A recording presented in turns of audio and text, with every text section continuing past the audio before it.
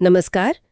आज हम एक हालिया कानूनी मामले पर बात कर रहे हैं। काफी चर्चा में रहा है ये। हाँ, उत्तराखंड हाई कोर्ट का फैसला ये। बिल्कुल।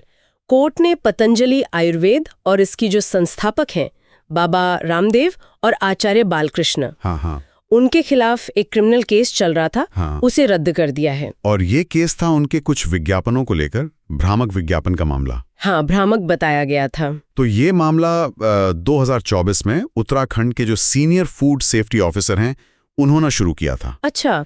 इसमें drugs and magical remedies act 1954। हाँ, ये एक्ट तो काफी पुराना है, जादुई इलाज वाले विज्ञापनों को रोकने के लिए। बिल्कुल, उसी की धारा 3, 4 और 7 के तहत आरोप लगाए गए थे। और ये शिकायत ये आई कहाँ से थी? मतलब क्या किसी ने सीधे शिकायत की थी? नहीं, ये आयुष मंत्रालय की कुछ चिट्ठियों पर आधारित थी, 2022 की चिट्ठियां। अच्छा, मंत्रालय की चिट्ठियां।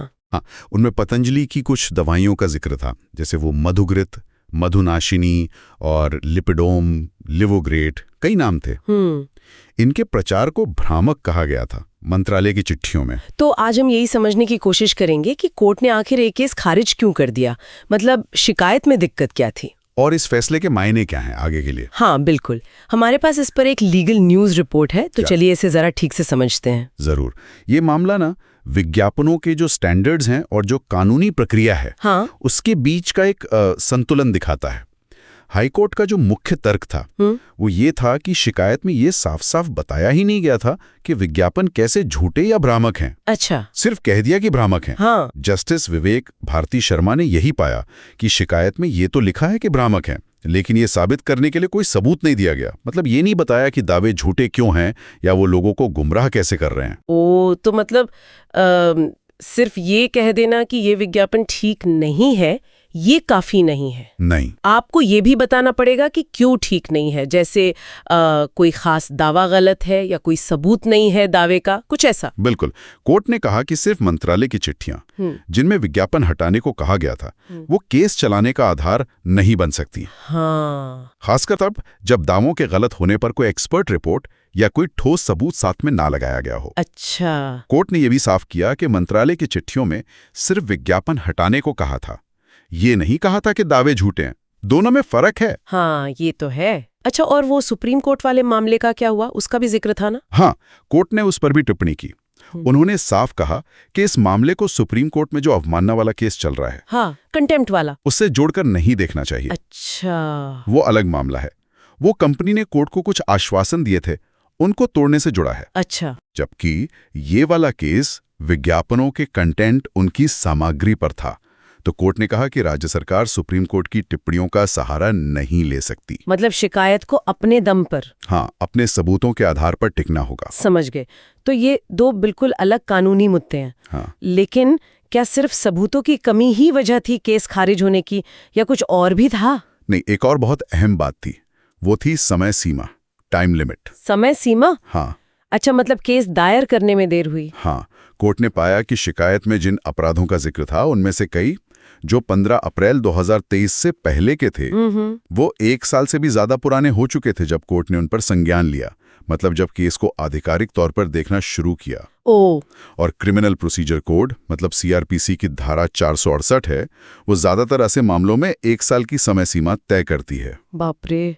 तो मतलब ये तो प्रक्रियात्मक चूक हो गई। ये तकनीकी चीजें कई बार कितनी जरूरी हो जाती है ना? बिल्कुल, बहुत जरूरी।